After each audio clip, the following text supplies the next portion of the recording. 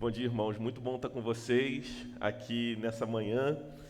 Na verdade, é a segunda vez que eu venho em Itajubá. A primeira vez foi naquela reunião de lançamento do Grupo Base, lá naquele sítio, tempo bom. Eu vim numa sexta, cheguei à noite e fui embora no sábado à tarde. Falei, eu não posso ir a Itajubá e ficar um dia só. Nem um dia inteiro eu fiquei, né? Eu falei, da próxima vez eu vou para passar o final de semana.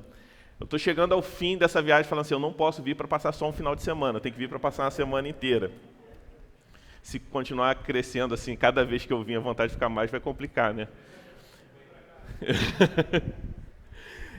Eu já tenho notícias que o pastor Eduardo, que é pastor junto comigo lá no Rio, ele é militar da aeronáutica, o sonho dele é ter uma base aérea da aeronáutica aqui em Itajubá.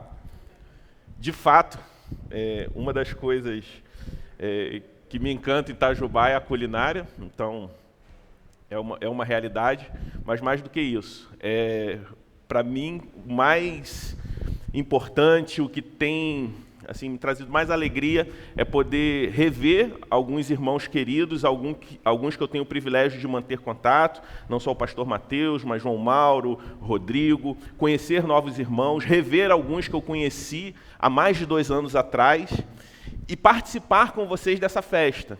Segundo ano de plantação de uma igreja. Eu estou lá no Redentor há pouco mais de 3 anos, no Rio, mas eu tive esse privilégio, embora algo muito desafiador, muito desgastante, mas muito prazeroso de poder plantar uma igreja. Participar daquilo que Deus tem feito no mundo, da missão de Deus, através da plantação de novas igrejas. Então eu louvo a Deus pela vida de cada um de vocês, pelo desafio que vocês assumiram juntamente com o Mateus, com a Alessandra, com os demais irmãos, de se engajarem na plantação dessa igreja. Nós cremos que, de fato, a plantação de novas igrejas é o meio efetivo do cumprimento da grande comissão. Então, aquilo que o Senhor Jesus ordenou aos seus discípulos antes de ascender aos céus, de ir por todo mundo e fazer discípulos, isso deve resultar na plantação de novas igrejas, porque a igreja é o local onde nós não só conhecemos o Evangelho, mas é onde nós também somos equipados, discipulados e experimentamos o serviço uns aos outros para o crescimento, para a edificação dos santos. Então não tem como pensar na missão de Deus sem pensar na igreja local. E o Brasil ele precisa ser, de fato, saturado com igrejas saudáveis, centradas no Evangelho, para que verdadeiramente a gente possa presenciar, viver um avivamento no nosso país. E hoje é um dia de festa, porque hoje marca 2 anos dessa caminhada, marca 2 anos em que vocês começaram, aqueles que estão desde o início, os outros que foram chegando depois aderiram a esse movimento de Deus. Então, 2 anos de festa, de celebração. Então, não falta motivo para agradecer hoje. Não falta motivo para celebrar nessa manhã. Então, além de celebrar a conquista, né, esse marco de 2 anos, a gente precisa entender que esses 2 anos, ou a plantação dessa igreja, a gratidão pela plantação dessa igreja, apesar da gratidão, de fato, que a gente tem que devotar a Deus por isso, isso não é um fim em si mesmo. A nossa gratidão a Deus não é somente em momentos de festa como esse.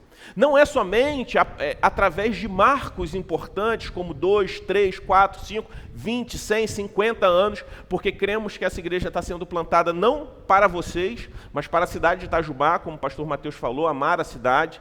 Ela está sendo plantada para as futuras gerações.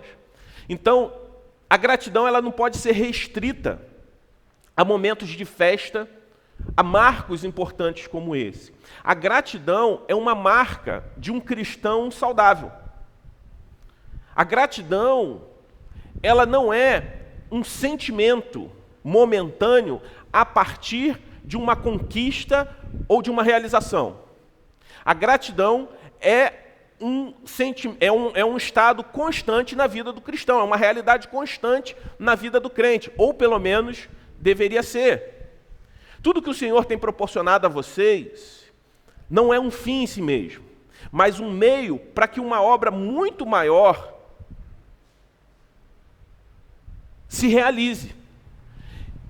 Então, se a plantação dessa igreja é um meio para um fim muito maior, nós podemos dizer que cada um de nós aqui é privilegiado em poder fazer parte dela. A gente precisa a todo tempo reconhecer que Deus é bom, que Ele é bom para conosco, independente das circunstâncias. Ele tem sido bom para com essa igreja.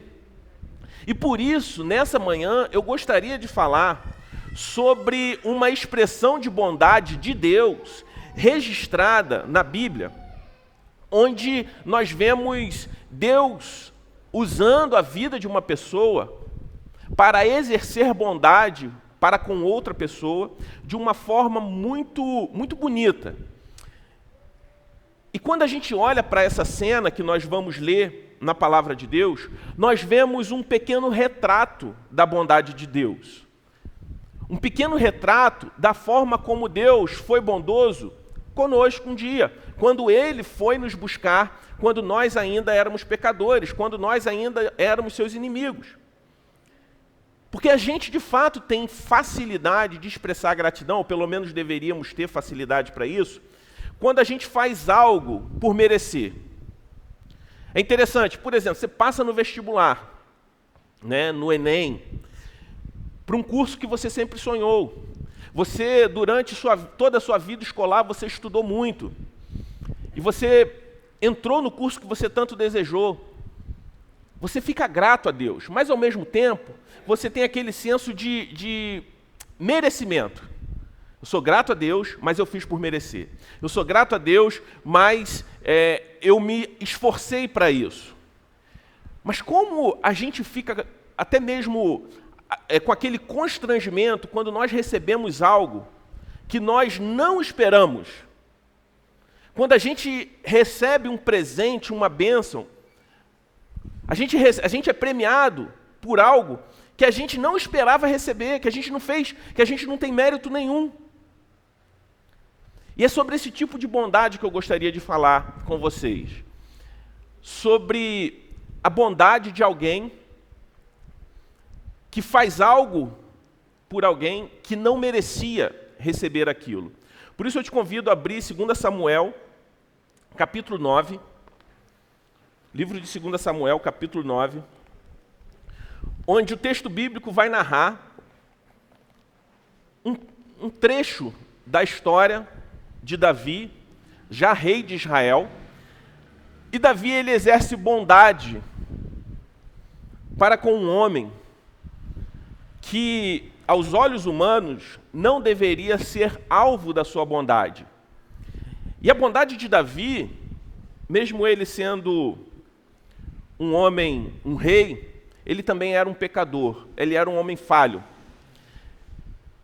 E o que nós podemos ver nesse texto é que o texto não fala exatamente sobre a bondade de Davi, mas a bondade de Davi, nesse momento, é apenas um retrato da bondade de Deus para conosco. Vamos nos colocar de pé em reverência à palavra de Deus?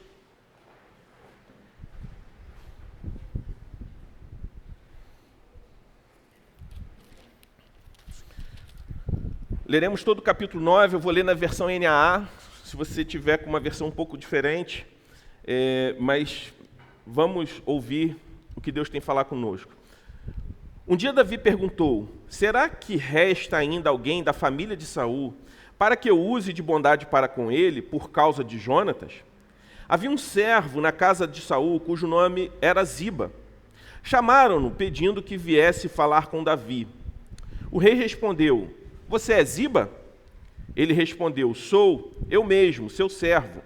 Então Davi perguntou: existe mais alguém da família de Saul para que eu use de bondade de Deus para com ele? Ziba respondeu: ainda existe um filho de Jonatas, aleijado de ambos os pés. Então o rei perguntou: e onde ele está? Ziba respondeu: ele está na casa de Maquir, filho de Amiel, em Lodebar. Então o rei Davi mandou trazê-lo de Lodebar, da casa de Mequir, filho de Amiel. Quando Mefibosete, filho de Jonatas, filho de Saul, chegou diante de Davi, inclinou-se, prostrando-se o rosto em terra, e disse: Mefibosete. Ele respondeu: aqui estou, às suas ordens. Então Davi lhe disse: não tenha medo, porque eu serei bondoso com você por causa de Jonatas, seu pai. Vou restituir você todas as terras de Saul, seu pai, e você sentará sempre à minha mesa para comer. Então Mefibosete se inclinou e disse: quem é este, seu servo, para que o meu senhor tenha olhado para mim, um cão morto como eu? Então Davi chamou Ziba, servo de Saul, e lhe disse: tudo que pertencia a Saul e toda a casa dele, eu dei ao neto do seu senhor. Você, os seus filhos e os seus servos cultivarão a terra para ele, recolherão os frutos, para que a casa do seu senhor tenha o que comer. Porém, Mefibosete, neto de seu senhor, sentará sempre à minha mesa para comer. Ziba tinha 15 filhos e 20 servos. Ziba disse ao rei: farei tudo que o rei, meu senhor, ordena a esse seu servo. E assim Mefibosete passou a fazer as refeições à mesa de Davi, como um dos filhos do rei. Mefibosete tinha um filho pequeno chamado Mica. Todos os que moravam na casa de Ziba eram servos de Mefibosete. Mefibosete morava em Jerusalém, porque fazia refeições sempre à mesa do rei. Ele era coxo de ambos os pés. Vamos orar? Pai Santo, nós te agradecemos pela tua palavra, porque cremos que ela é alimento, Senhor Deus, para nós. Portanto, fala, Senhor Deus, conosco, fala comigo, fala com a tua igreja nesse momento. Retire de nós qualquer tipo de distração, qualquer tipo de preocupação que venha roubar, Senhor Deus, a nossa atenção em ouvir a tua voz. Que ouvir a tua voz seja aquilo que há de mais importante nesse momento para cada um aqui. Que estejamos concentrados, Senhor Deus, em ouvir e assimilar tudo aquilo que o Senhor quer falar conosco nessa manhã, no nome de Jesus. Amém. Você pode se assentar.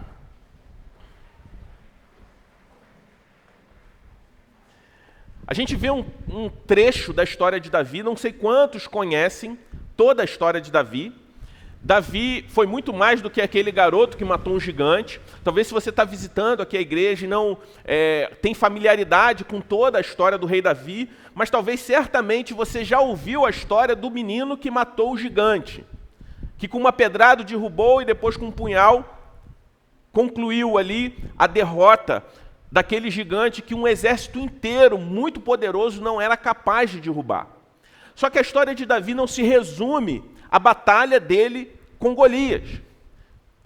Davi, ele foi escolhido por Deus para reinar Israel por conta do fracasso de Saul, que anteriormente tinha sido chamado para essa função.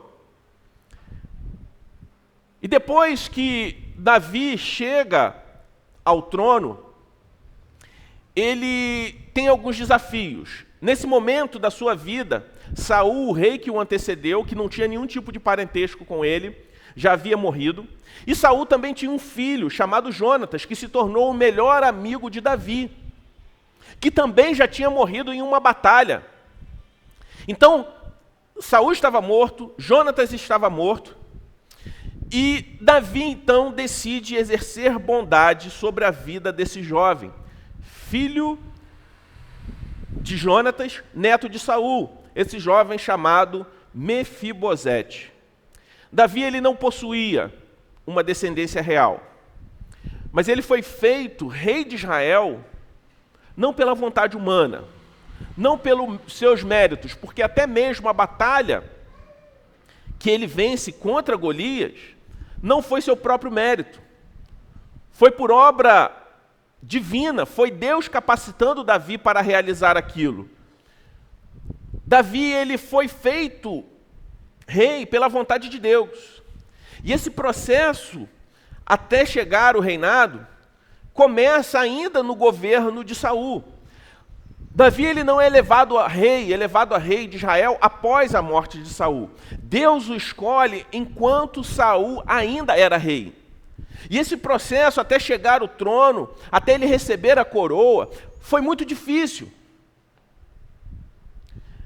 No início, inclusive, Saul tratou Davi com muito carinho, com muito amor, por conta dos seus talentos, por conta da música que ele tocava. Mas quando Saul percebe que Davi era escolhido de Deus para ser rei no seu lugar, Saul começa a tramar contra a vida de Davi. E apesar de Saul tentar matar Davi várias vezes, em nenhum momento Davi traiu Saul. E para completar todo esse drama, Davi se torna o melhor amigo de Jonatas, o sucessor natural de Saul. Era o filho de Saul que assumiria o reinado quando Saul deixasse o trono. Mas foi uma amizade sincera entre Jonatas e Davi. Inclusive, Jonatas ajuda Davi contra o seu próprio pai num momento onde Saul tenta matar Davi. Saul e Jonatas morrem em uma batalha e Davi faz um juramento que jamais faria mal a qualquer descendente de Saul, e não simplesmente a um descendente de Jonatas. Apesar da tentativa de morte, apesar de toda a perseguição, Davi faz um juramento em preservar, em jamais fazer mal a qualquer descendente do rei que o tentou matar várias vezes. E Mefibosete era não somente filho de Jonatas, mas neto de Saul. Ele era filho do seu melhor amigo, porém neto do seu maior inimigo. Mefibosete ele fica órfão aos 5 anos de idade. E Davi ele não sabia da existência desse filho de Jonatas. Ele não sabia da existência de Mefibosete. Porque no passado, um dos servos de Saul, o próprio Ziba, que Davi pede para que vá buscar Mefibosete, mente para Davi a respeito de Mefibosete. E somente muitos anos depois, já com aproximadamente 21 anos, Mefibosete é achado por Davi. Mefibosete, no primeiro momento, ele fica com medo do seu encontro com Davi. Porque apesar de saber que era filho de Jonatas, ele sabia de quem ele era neto. Ele sabia do que o seu avô tinha feito contra o rei. Ele sabia que o seu avô tinha um sério problema político com o atual rei de Israel. Mefibosete fica com medo. Afinal de contas, seu avô Saul tentou matar Davi. Davi era o rei de fato. Portanto, dono por direito de todas as terras que Saul possuía, de todas as terras que Saul conquistou durante o seu reinado. Mefibosete tinha perdido o direito a toda a sua herança. A herança, naquela época, o fato de ser rei, existia ali a propriedade real. E ela não era transferida pela naturalidade, pro filho, pro neto, a não ser que a descendência real continuasse dentro da família. Uma vez que essa descendência era quebrada, ou até mesmo se aquela nação fosse subjugada por outro povo, o povo que conquistasse aquela terra, ele tomava para si o direito à herança, a todas as propriedades. Então, Mefibosete, ele estava numa condição de mendigo, ele era um morador de rua, ainda por cima deficiente físico, que o limitava naquela época, sem as facilidades, sem a estrutura que tem hoje para facilitar um pouco mais. Naquela época não existia sistema de previdência social. Então ele era pobre, ele possuía algumas limitações, tinha uma condição especial e tinha perdido o direito à herança do seu avô. E o que a gente vê aqui é um ato de bondade de Davi. Um ato de gratidão por tudo que a amizade de Jonatas representou para ele. E até mesmo por Saul. Porque a promessa de Davi não era de não fazer mal a um descendente de Jonatas, simplesmente. A promessa de Davi era de não fazer mal a um descendente de Saul. Apesar de tudo, Davi, de certa forma, amava Saul. Ele entendia que Saul, que no início do relacionamento, da amizade de Davi com Saul, teve um bom relacionamento, depois toda a história mudando, foi fruto do pecado obstinado no coração de Saul. Ele sabia que tudo que Saul fez contra ele era fruto de um coração orgulhoso, obstinado, sedento pelo poder, alguém que perdeu a sua identidade, que colocou a sua identidade naquilo que fazia. Saul se esqueceu que ele era um filho de Deus, que ele foi comissionado por Deus para reinar e projetou a sua identidade no seu reinado, no seu poder, fez do poder um ídolo. E a gente vê Davi aqui fazendo mais do que ele prometeu. Porque a promessa de Davi não foi de recompensar os descendentes de Saul, mas foi de não fazer mal, que para a época ele não estaria sendo injusto ou vingativo, punindo Mefibosete. Para a cultura da época, Mefibosete, ele não só perdeu a herança da terra, como herdou a punição do seu avô.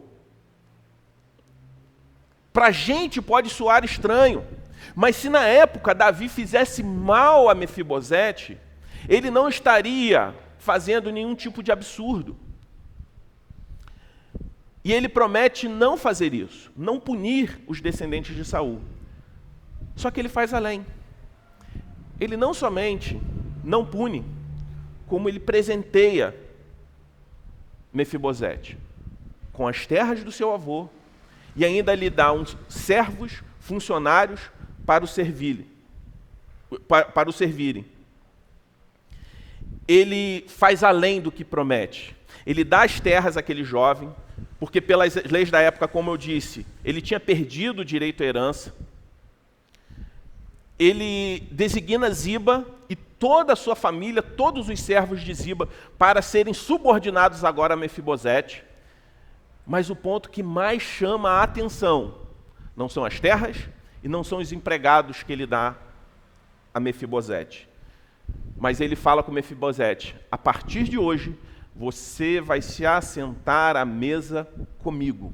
Você vai fazer as suas refeições à mesa do rei e será tratado como um dos meus filhos.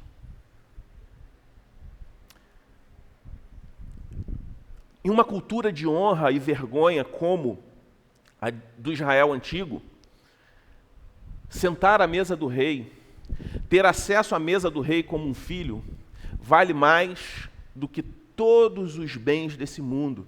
Valia mais do que todas as terras que Mefibosete tinha recebido de Davi. O significado social para a época era algo extraordinário. Ele não somente foi convidado para fazer uma refeição, mas para ter uma cadeira na mesa do rei. E o compartilhar alimentos tem um significado de comunhão, de se assentar à mesa. E o valor disso, de estar à mesa do rei, não era simplesmente pela qualidade dos alimentos que possuía ali. Eu imagino que na mesa de Davi, uma mesa farta de um rei, uma culinária talvez similar com a de Minas Gerais, queijo da canastra, sobremesa pé de moleque de piranguinho, goiabada da caixinha de madeira, valeu pela dica, Rodrigo.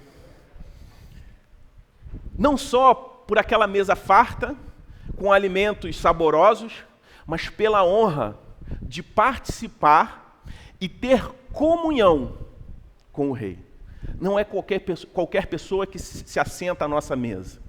Não é qualquer pessoa que tem um lugar à mesa da nossa casa. E nós não vivemos nessa cultura de honra e vergonha que se vivia naquela época tão forte.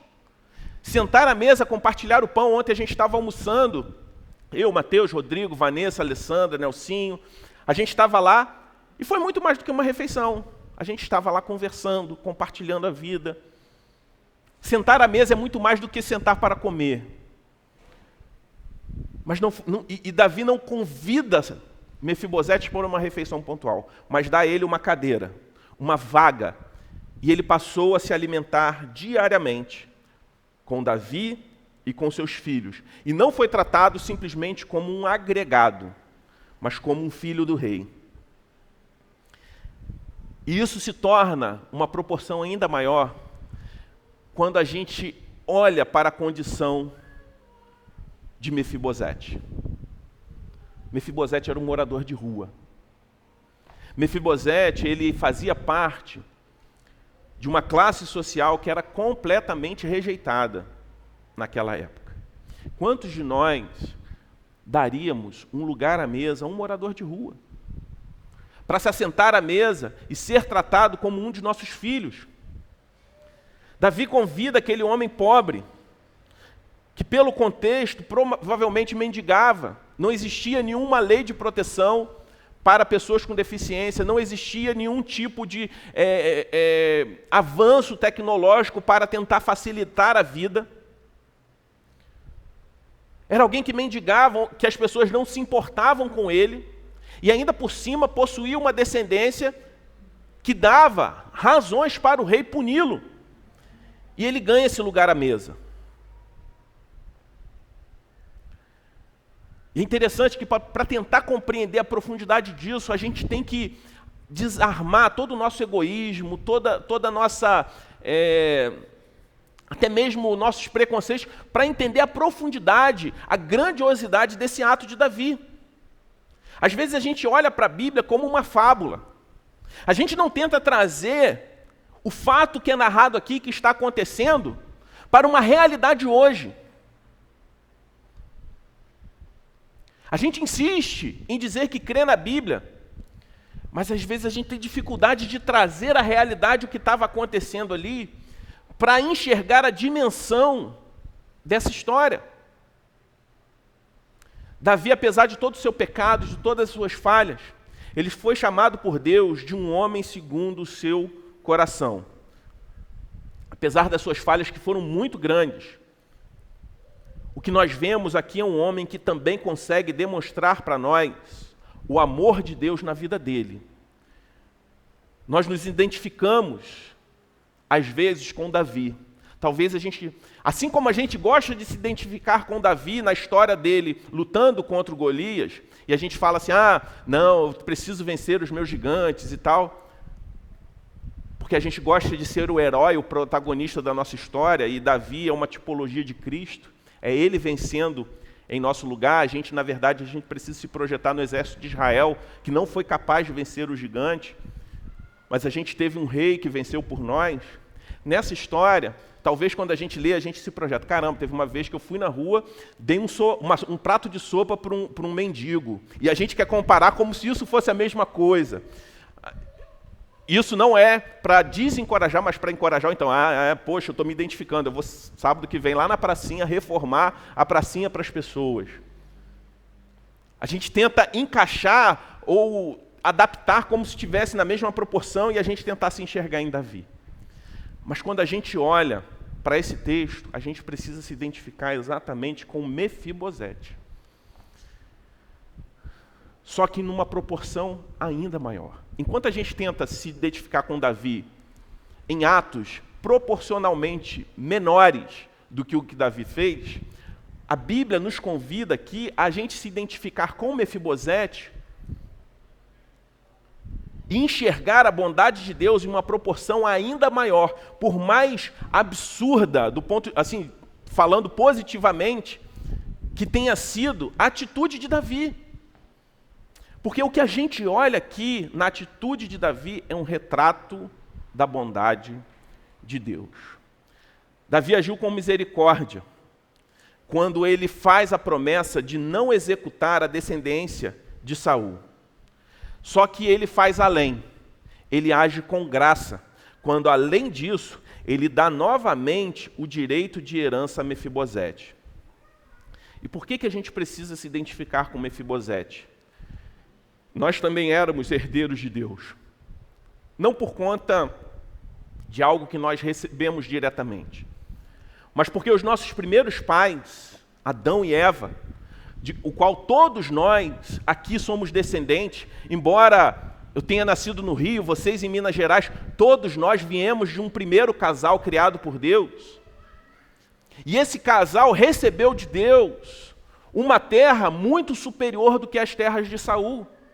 Esse casal recebeu de Deus o Éden, uma terra onde não era necessário plantar nada, onde não era necessário trabalho. Tudo vinha da terra, não precisava de esforço. O homem vivia em completa comunhão com a criação e com o próximo.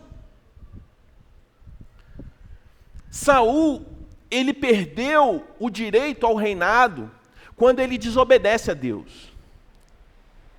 E isso trouxe uma consequência para toda a sua descendência. Os nossos primeiros pais, que reinavam sobre a terra, sobre o jardim, também perdem o direito ao domínio sobre todas as coisas no momento em que eles desobedecem o Criador. Um Criador que demonstra todo o seu amor e criatividade numa criação perfeita, onde o homem tinha tudo que podia, e a única lei que eles não podiam transgredir, eles transgrediram.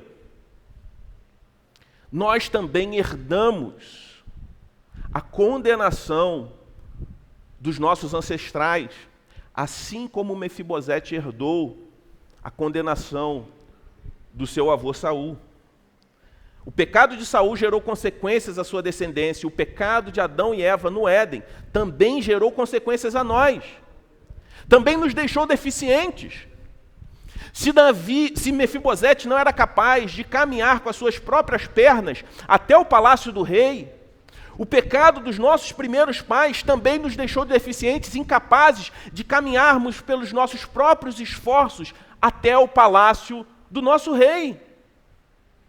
Não do sentido físico, mas espiritualmente falando. A nossa imagem e semelhança de Deus foi arranhada. Perdemos a comunhão, o acesso ao rei. Se antes Mefibosete, como neto do rei, tinha lugar de honra no palácio, depois da queda de Saul, ele perdeu esse privilégio. Nós também perdemos esse lugar à mesa do rei, esse acesso direto a ele. E o que a gente vê aqui não é Mefibosete caminhando pelos seus esforços em direção a Davi, mas Davi, o rei que se moveu em direção a Mefibosete. O fato dele ser deficiente nas pernas o impedia de chegar até Deus. A nossa deficiência espiritual também nos impede de chegarmos a Deus. Nós nos tornamos deficientes espirituais, incapazes de ir até Deus pelas nossas próprias forças. Por isso, Deus se moveu em direção a nós, enviando Jesus Cristo, o nosso resgatador. Davi enviou um homem para trazer Mefibosete até ele. Deus nos traz através do Espírito Santo até ele, nos convencendo do pecado, da justiça e do juízo. Colossenses 1, versículo 13 e 14 vai dizer o seguinte: ele nos libertou do poder das trevas e nos transportou para o reino do seu Filho amado, em quem temos redenção, a remissão dos nossos pecados. Assim como Mefibosete foi transportado da miséria que ele vivia para o palácio do rei, em Jesus Cristo nós também somos transportados diante da nossa incapacidade, da miséria espiritual que todos nós vivemos, para o palácio do rei. Foi Deus que tirou da lama, da desgraça, da miséria que eu e você vivíamos, assim como Mefibosete foi tirado da miséria por Davi. E qual é a atitude de Mefibosete ao experimentar a bondade do rei e se achegar diante da sua presença? Ele se prostra ao chão e coloca o rosto no chão em reverência, em rendição ao rei, com temor, reconhecendo que ele era merecedor da ira do rei. E o que o rei fala para ele? Calma, eu não vou te fazer mal. Eu não vou fazer mal a você. Ele reconheceu como alguém indigno de estar na presença do rei. Isso deve acontecer da mesma forma com todos nós que fomos buscados por Deus e nos achegamos a Ele da mesma forma. Precisamos nos prostrar reconhecendo que somos indignos, pecadores, que sozinhos não conseguiríamos chegar até lá, e que diante de um rei santo e justo, nós pecadores éramos merecedores também da sua condenação. Só que Davi não condena Mefibosete. E ele não faz isso por amor a Jonatas. A amizade de Jonatas e Davi foi atribuída como justiça a Mefibosete. Quando a gente olha um retrato do Evangelho, o rei ele também não nos pune, ele não nos condena, porque ele viu algo belo em nós, mas porque a bondade de Cristo, os méritos de Cristo, são atribuídos a nós quando nós estamos nele. Assim como os méritos de Jonatas na sua amizade com Davi foi atribuído a seu filho. Nós também somos chamados à salvação, não porque nós merecemos, mas por conta do amor de Jesus Cristo. Na carta do apóstolo Paulo à igreja de Éfeso, capítulo 1, versículos 5 e 6, diz o seguinte: Ele nos predestinou para Ele, para sermos adotados como seus filhos, por meio de Jesus Cristo, segundo o propósito de sua vontade, para o louvor da sua glória e de sua graça, que Ele nos concedeu gratuitamente no amado. Mas Deus prova o seu próprio amor para conosco, pelo fato de Cristo ter morrido por nós, quando ainda éramos pecadores. A história de Mefibosete, meus irmãos, com Davi, é um retrato da nossa história com o nosso Deus. Mefibosete ele é adotado por meio de Jonatas. Nós fomos adotados por Deus por meio de Jesus Cristo, não por conta do nosso mérito, como o texto de Efésios diz, segundo o propósito de sua vontade, segundo o propósito da vontade de Deus para conosco. Quando ainda éramos pecadores, Deus ele toma a iniciativa. Quando nós ainda estávamos na miséria, Deus toma a iniciativa. Enquanto Mefibosete estava na miséria, Davi se moveu em direção a ele. Nós éramos inimigos de Deus. Mefibosete era um inimigo do palácio do rei, porque era descendente do rei que tentou matar Davi. Nós também estávamos separados, mas Deus se reconcilia conosco através de Jesus Cristo. Além de não nos condenar, Ele nos chama novamente para termos um lugar à mesa com Ele. Você já percebeu o privilégio, a profundidade de comungar da ceia do Senhor com seus irmãos? Você já percebeu que o alimento que você tem aqui regularmente, o pão e o cálice que é partilhado, é um alimento muito superior do que todas as delícias de Itajubá, muito melhor do que os melhores restaurantes da cidade ou até mesmo do país. É um alimento que você não encontra em nenhum desses lugares. Não pela qualidade ou pelo que é compartilhado, mas o lugar de honra que nós desfrutamos quando estamos à mesa do rei. É a mesa do rei partilhada. O privilégio de poder fazer parte desse momento. Se você ficou encantado com a atitude de Davi e conseguiu se remeter para a história e pensar assim, caramba, imagina só, um morador de rua sendo adotado, tendo um lugar à mesa do rei, compartilhando daquele banquete, mas mais do que isso, compartilhando a comunhão com o rei. É exatamente isso que Deus fez conosco, e nós participamos da mesa com Ele. Deus ele nos chama novamente como seus filhos a sentar à sua mesa. Assim como Mefibosete ganhou um lugar à mesa do rei, nós também ganhamos. Deus nos convida à sua mesa. Assim como Davi chama Mefibosete pelo nome e diz que ele não havia o que temer, que não havia nenhuma condenação, nenhuma punição sobre a vida dele, nós lemos lá em Romanos 8 a mesma coisa. Deus nos chama pelo nome e fala, não há o que temer, não há nenhuma condenação.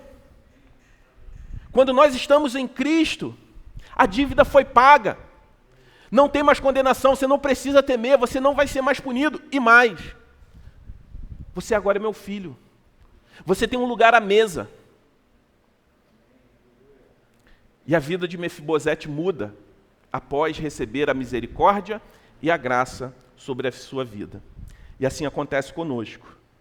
A nossa vida muda quando nós nos encontramos com a graça de Deus. Muito mais do que as riquezas do palácio de Davi, nós temos os tesouros do céu, que valem mais do que qualquer tesouro dessa terra. Mas a nossa vida também, assim como a vida de Mefibosete mudou, a nossa vida também muda.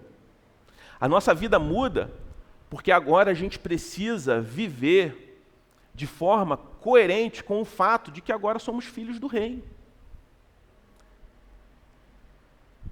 E isso é por obediência e gratidão. Imagine só, será que Mefibosete nutriu algum tipo de gratidão para com Davi? É óbvio. Como não ser grato a um rei? Como não viver de forma coerente? Agora eu preciso viver de forma coerente, como um filho do rei, porque eu sento à mesa com ele. Eu não posso envergonhar o nome daquele que agiu com misericórdia e graça, que me adotou como filho. É exatamente assim a nossa relação. Nós não obedecemos a Deus para ganhar um lugar à mesa. Mefibosete ganhou um lugar à mesa antes dele poder fazer qualquer coisa. Assim é conosco, pelo fato de estarmos à mesa do rei, termos a consciência que somos filhos do rei, precisamos buscar uma vida condizente com esse fato. E isso tudo é feito por gratidão. Por isso a gratidão é uma marca na vida do crente. Quando nós andamos com Deus, nós precisamos ter a marca de gratidão em nós. Porque ser grato é muito mais do que simplesmente dizer obrigado. Ser grato é uma prática. É a mesma forma você dar um presente a alguém e tempos depois você olhar aquele presente está todo mal cuidado, quebrado. Como isso entristece a nós? Não que a gente está dando aquele presente, você deu com todo carinho, algo que custou um valor alto, significativo, e você olha e você vê que a pessoa não tratou bem daquele presente. A salvação em Cristo de Jesus por nós é um grande presente. Por isso a palavra de Deus diz que nós fomos comprados por um preço. Portanto, glorificai a Deus com o seu corpo, com a sua vida. Esse retrato da bondade de Deus, expresso na vida de Davi, também traz uma última lição para a gente. Quem recebeu a graça de Deus, age com graça para com os homens. Só doamos se a gente achar que a pessoa fez por merecer. Isso não combina com o Evangelho. Se Deus usasse o mesmo critério conosco, todos nós estaríamos condenados. Todo esforço que a igreja tem, todo esse empenho durante esses 2 anos, Mateus, irmãos aqui reunidos, ele deve ter uma única razão, voltando para o que eu falei no início, de gratidão ao resgate de Deus por nós. Não é para abrir mais uma placa do Redentor em outra cidade. Nós não somos adeptos a um modelo infeliz de franquias que, infelizmente, algumas igrejas adotam. Nós fazemos isso para a glória de Deus, em resposta ao resgate de Deus por nós. Reformar esse prédio, se mudar para um espaço maior, quem sabe, formar novos líderes, como aqueles que estão no processo, João Mauro, Rodrigo, os demais irmãos que estavam aqui ontem pela manhã, que servem. Formar líderes, evangelizar pessoas, reformar a Passa. Tudo isso deve ser em resposta à bondade de Deus por nós, no momento em que nós não merecíamos. Por isso, essa manhã é uma manhã de gratidão, mas é uma manhã de gratidão por conta do privilégio, do convite que nos foi feito. O convite de assentarmos à mesa do Rei. Os 2 anos da Igreja do Redentor em Itajubá não são um fim em si mesmo. A gratidão não é restrita a esse domingo, a esse mês, mas deve ser uma constante na vida da igreja. E motivada por quê? Motivada pela bondade de Deus por nós. Porque nós estávamos na miséria, mas o Deus mandou nos buscar, o Rei mandou nos buscar. E não só nos trouxe até o seu palácio para nos envergonhar que ele poderia fazer isso, mas para nos honrar e nos dar um lugar à sua mesa. Vamos orar? Pai Santo, nós te louvamos, Senhor Deus, pela tua bondade, pela tua graça imerecida. Obrigado, Senhor Deus, porque sem Cristo nós estávamos condenados à morte. Sem Cristo nós estávamos condenados, Senhor Deus, à punição, a sofrer sobre nossos ombros toda a sua ira. Mas o Senhor nos chama, Senhor Deus, à tua presença, nos poupa da morte e nos dá por herança a eternidade, Senhor Deus. Nos dá o privilégio de nos assentarmos à tua mesa. Como nós somos gratos, Senhor Deus, por isso. E eu também te peço, se há pessoas aqui que ainda não conheciam a expressão da tua bondade através do Evangelho, da obra redentora de Cristo, que o Senhor abra esses corações e essas mentes, que elas possam fazer, assim como Mefibosete, se prostrar ao chão e reconhecer que são pecadores, mas também desfrutar do privilégio de se assentarem à tua mesa. Que o Senhor continue a ajudar, equipar, encorajar esses irmãos, para que essa igreja permaneça glorificando ao Senhor e construa um legado, Senhor Deus, do teu Evangelho nessa cidade, para que as futuras gerações conheçam o teu nome e que o teu nome seja cultuado e glorificado em Itajubá, através, Senhor Deus, dessa igreja também. No nome de Jesus é que nós oramos. Amém.